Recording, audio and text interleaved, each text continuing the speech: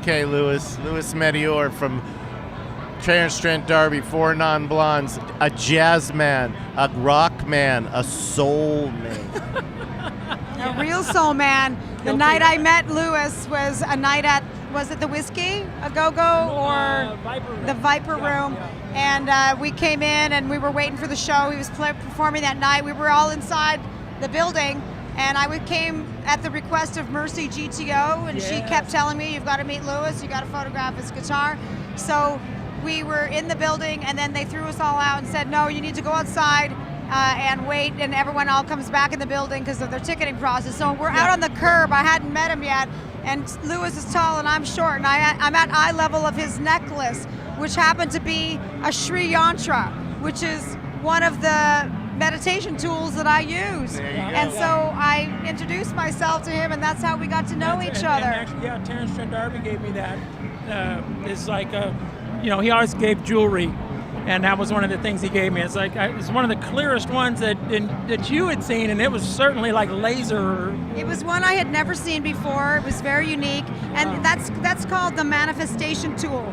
In Indian philosophy, they meditate looking at those yantras. It's called a yantra, and then they do the mantra on top of it, and then when you look at it, you close your eyes, that symbol goes into your cell system. Wow. And it's really powerful. And at the time, you didn't know what it was. And I just thought it was pretty. If I swallow it, will it help? I use a lot of meditations just to get through this convention in 4 days.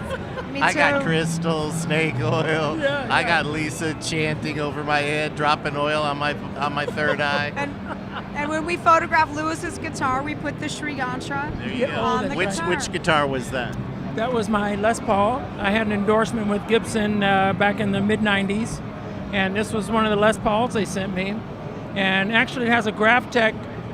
They had just invented this piezo pickup in the bridge. So I was one of the first guys to have this thing. They didn't even have the packaging for it yet. And I met Dave Dunwoody, the president of Graphtec, over at Dick Dale's house. So we were I was up there at 29 Palms. Our kids are close to the same age, so we would go up to Dick's and spend a weekend up there. I used to say it was like going to church because it's just so organic up there.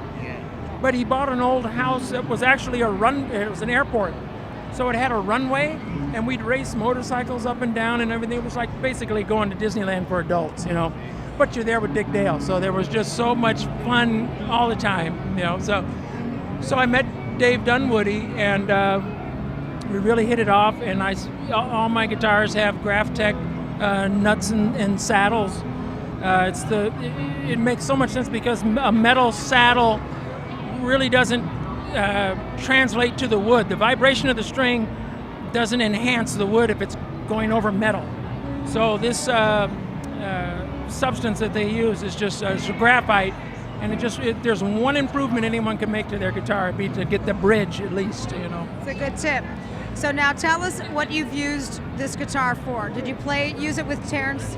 Did you use it with Four Non-Blondes? Used it with Terrence. I had it with Four Non-Blondes. And actually, the interesting thing was, I was doing a festival in Italy with Terrence, and a quaint little barbecue, about 400,000 people, And Plant Page were on the bill also. They were going to be playing after us. So it's a very quiet part of the show, and these people right in front just started going, yeah, in front. And I'm saying, is everything okay? Or am I got a hole in my pants or something? And I turned and looked around, and it was Jimmy Page. And Jimmy Page is looking over my amplifier like this. And I'm like, what is the deal here? I look over my guitar tech. He's like, I don't know. So I said, okay, we get through the set, right? So as we're going off the stage, Robert Plant's talking to Terrence, and I thought, well, maybe I can just nudge over here and say hi real quick. I'd never met him before. And Robert goes, oh, hey, Louis, nice to meet you. Jimmy was really impressed with your sound. Would you like to meet him? Yes. And I said, oh, I think I can squeeze that in, so. Let me look at my schedule. Yeah. So he took me to Jimmy's dressing room, and that was the beginning of our friendship. And What a beautiful story. oh And yeah, it was yeah, simple, genuine musician curiosity. it really was. He has that still. He always will, probably. Yeah. So no, it was cool. And he signed a limited edition book and sent it to me, which that happened with you with Rush. So yeah, yeah. Very cool. Well, that's a cosmic story coming from a very cosmic man. You know, I've appreciated getting to know you the last few years. I know it gets better every year. It really does. So thanks again for stopping by. Thank you. Thank you. As you do every year. Really appreciate it. Yeah. My dad loves you, and I appreciate you always asking about my dad. All right, rock and roll.